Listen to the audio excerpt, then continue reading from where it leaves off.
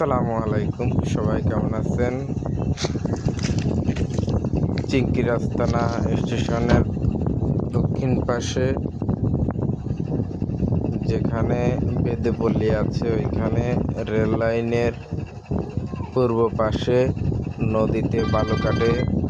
ওখান থেকে বালু উত্তোলন করে বিক্রি করে। সেই বালু নেওয়ার সময় ওখানে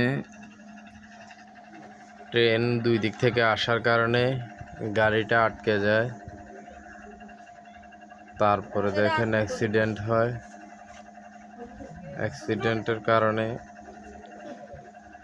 আজকে দেখেন অনেক দুর্ভোগ। গাড়িটা এমনভাবে অ্যাক্সিডেন্ট করছে যেন কোনো কিছু চিহ্নই নেই। গাড়ির ডালা খুলে এক পাশে চলে গেছে। মানুষরা দেখতেছে, জিজ্ঞেস করছে, কিন্তু ড্রাইভারের কোনো ক্ষয়ক্ষতি হয় না।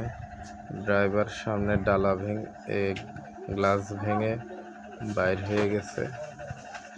আপনারা এখানে দেখতে পাচ্ছেন প্রশাসনের লোক আসছে, তারা তাদের ব্যবস্থা নিচ্ছে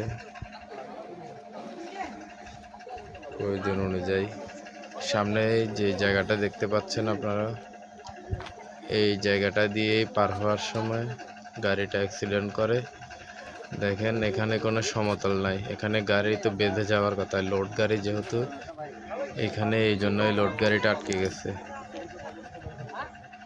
এই যে রেল লাইনের পূর্ব দিক থেকে, এই দিক থেকেই বালুগুলো এনে এই পশ্চিম দিকে বিশ্ব রোডের দিকে নেওয়ার সময় গাড়ি অ্যাক্সিডেন্ট করে।